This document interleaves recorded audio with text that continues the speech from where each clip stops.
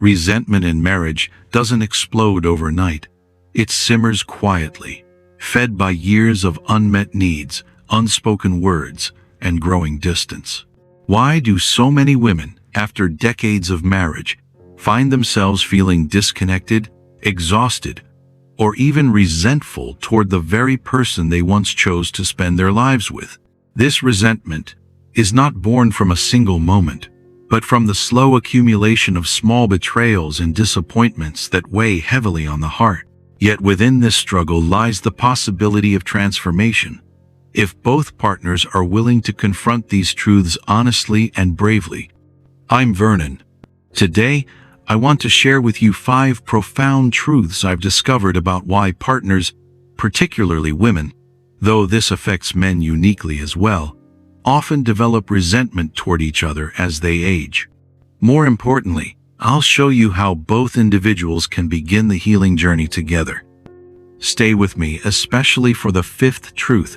It contains an insight that has transformed countless marriages on the brink of emotional abandonment. Ancient wisdom has long known what modern research now affirms. The quality of our closest relationships shapes the quality of our lives. As Seneca once said, "No one can live happily who has regard for himself alone." Today's journey isn't about pointing fingers or assigning blame. Instead, think of these 5 truths as a map, not to dwell on what went wrong, but to help you find your way back to each other. Whether you're feeling distant from your partner or grappling with silent resentment, these insights offer a way forward. While women and men may experience these dynamics differently due to socialization and cultural expectations, the underlying principles apply to all partnerships. If this topic speaks to you or someone you know, please consider like and subscribe to the channel. Sharing this message can help bring understanding and hope to many relationships. Now, let's begin our exploration with the first truth that lies at the heart of many aging marriages. Truth number 1. The burden of unseen emotional labor. Behind every long-term relationship lies a quiet, invisible architecture, routines, habits, and unspoken responsibilities that hold the relationship together.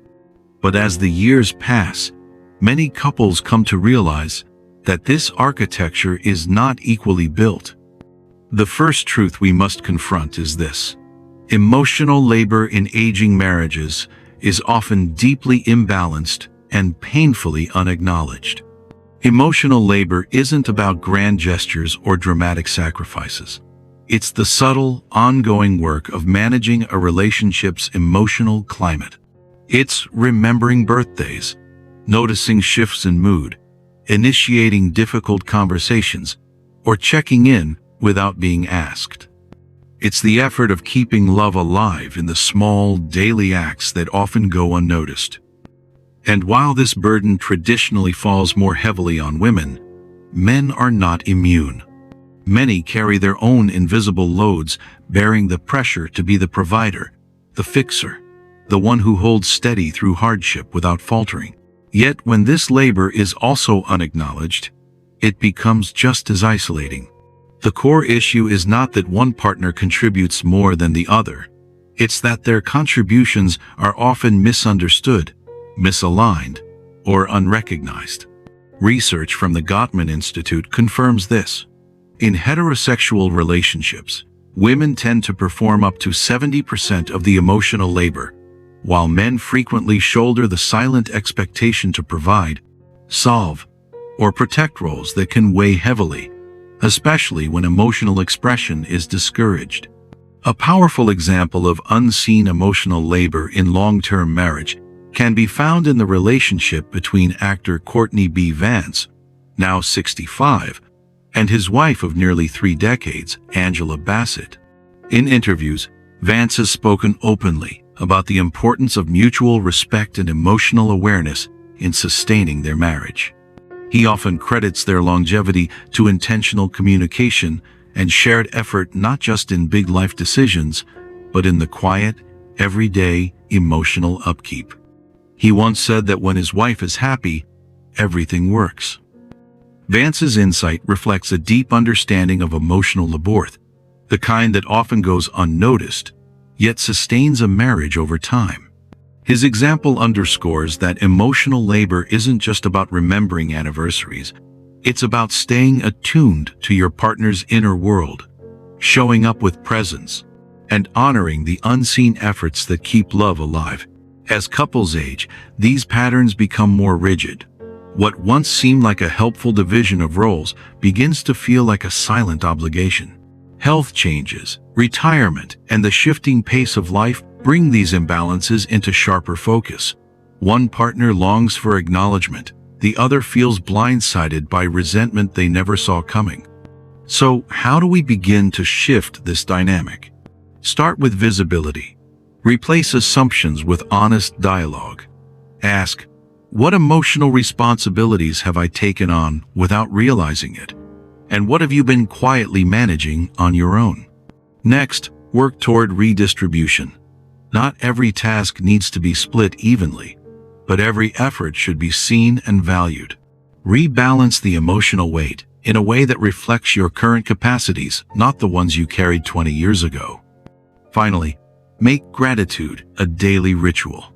A simple, sincere thank you for the often invisible work your partner does can become the beginning of repair.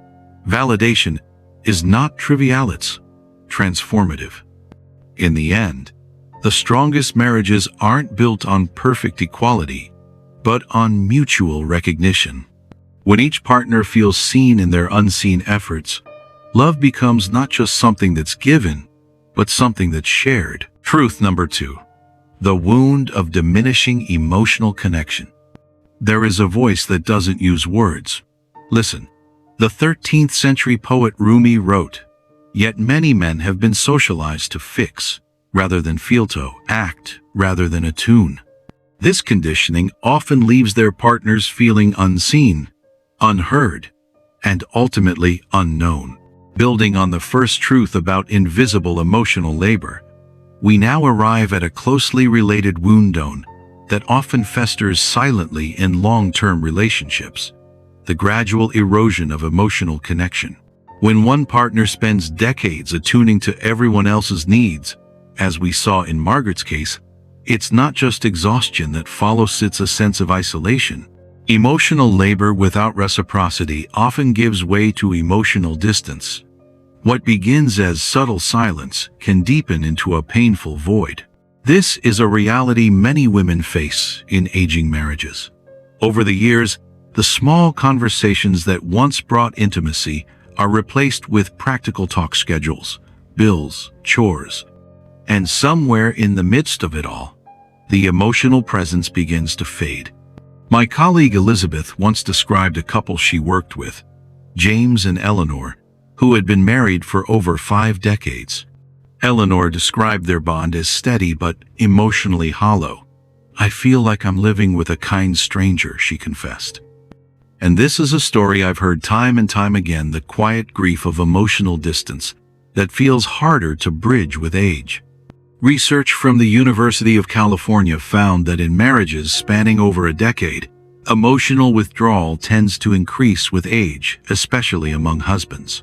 Vulnerability is often met with solutions rather than empathy, and over time, that dynamic breaks down intimacy. Thomas, a neighbor of mine now in his 70s, shared a moment of painful realization when his wife of 45 years asked for a trial separation. He thought he was doing everything right, paying the bills, keeping things running, but he never asked what she was feeling. He didn't know she was lonely. This second truth reminds us that practical love is not enough. As couples age, maintaining emotional connection requires active effort.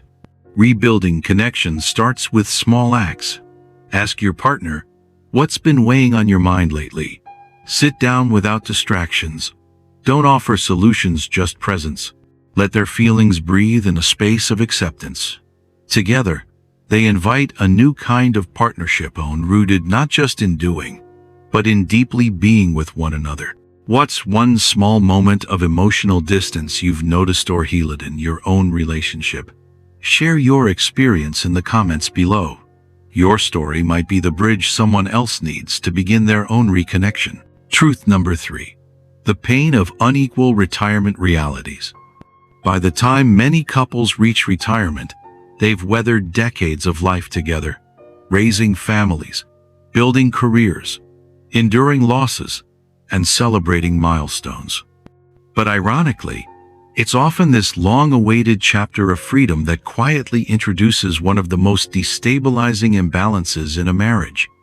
After years of managing emotional labor and struggling with emotional disconnection, like we saw in the first 2 truths, many women enter retirement still carrying the bulk of daily responsibilities, only now with a partner suddenly more present and often more dependent. Barbara and Harold's story illustrates this perfectly. When Harold retired from his executive position, he suddenly had endless free time while Barbara continued running their household as she always had.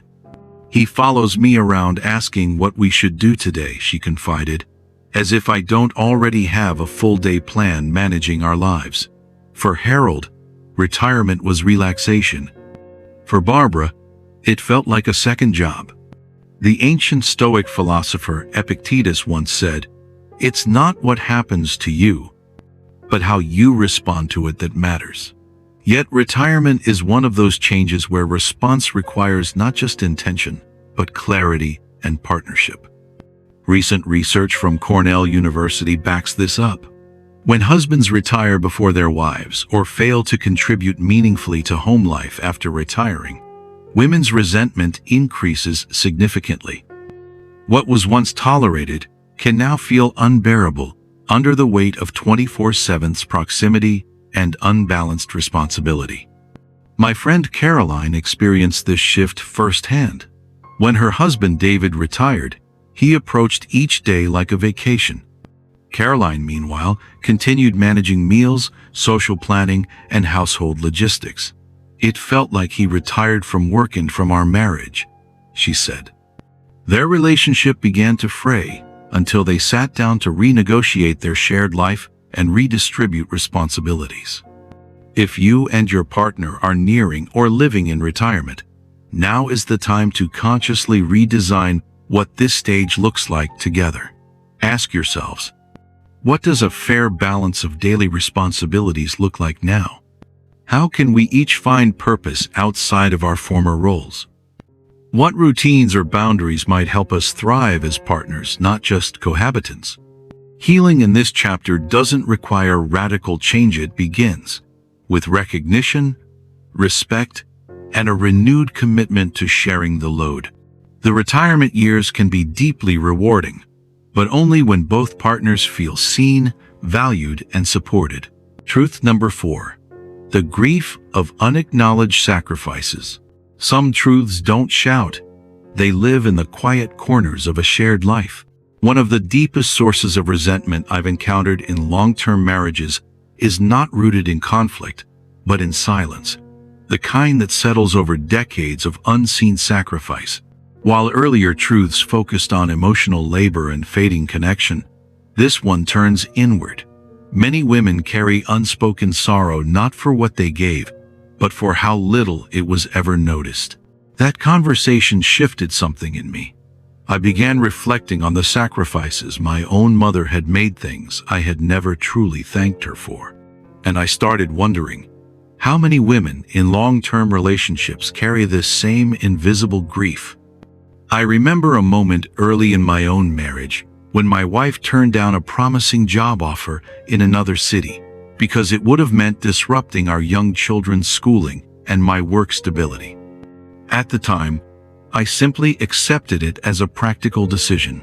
But years later, I realized I had never really acknowledged the depth of that choice.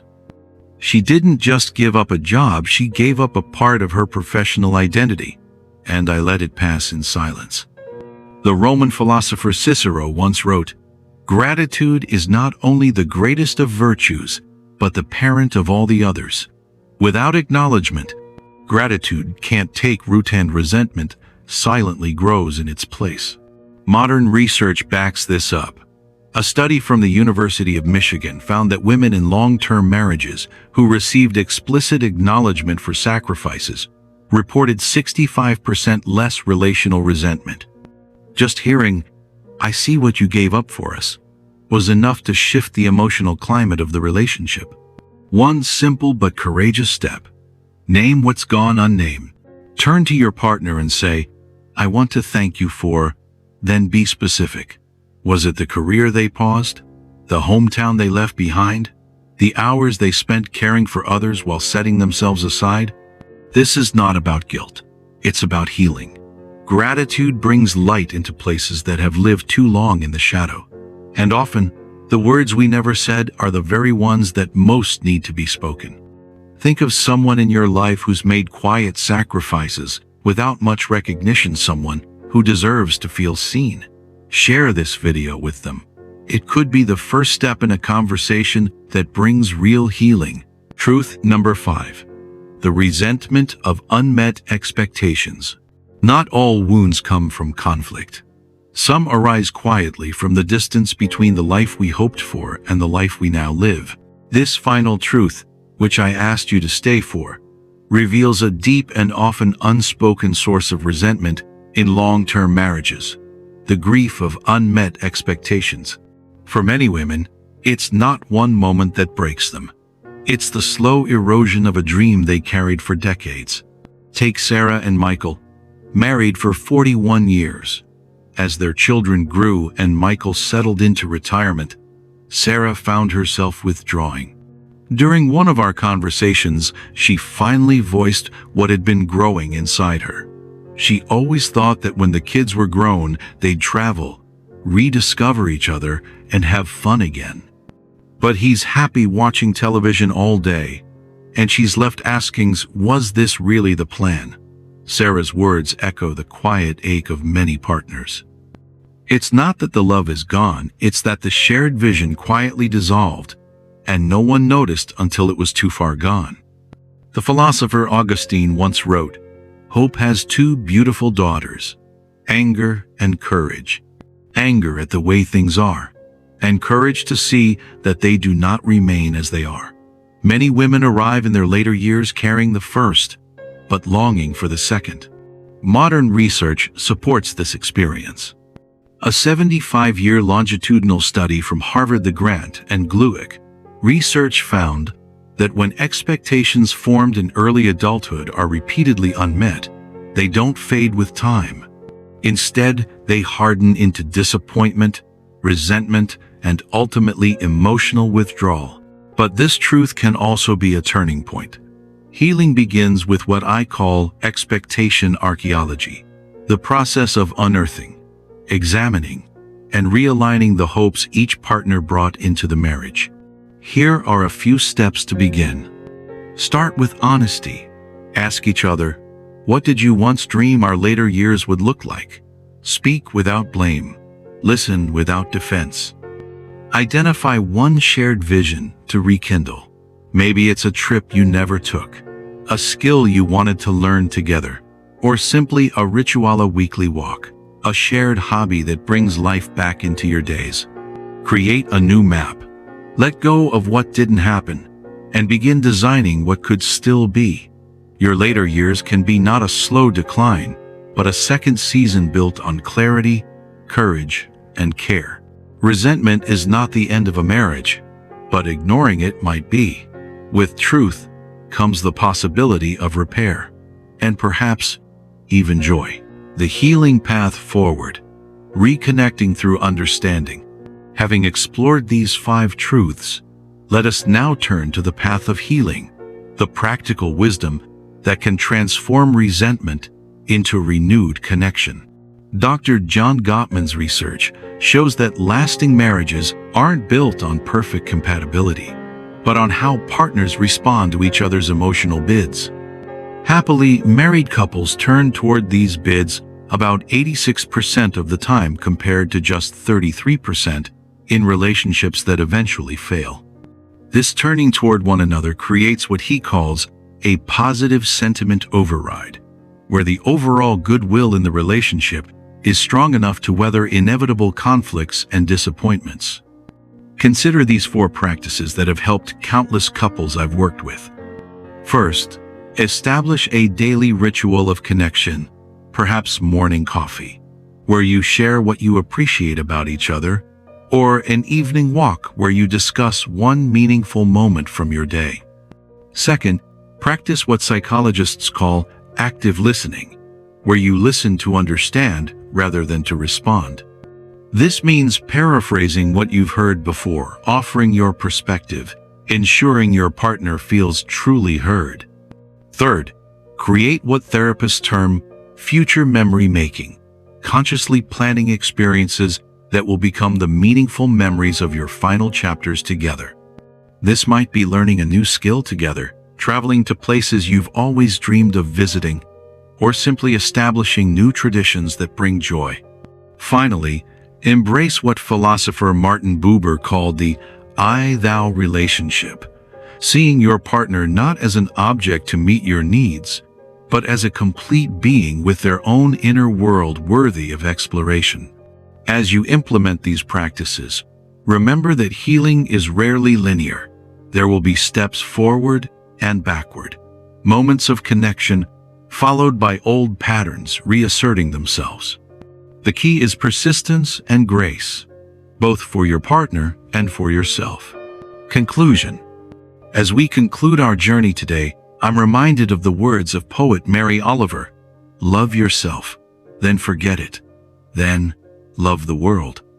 We must first acknowledge our own needs and wounds, loving ourselves enough to recognize what has been missing. Then we must forget it, not in the sense of denying our experience, but in letting go of resentment that no longer serves us. Finally, we turn outward with renewed openness, loving our partner and the precious time we have remaining together.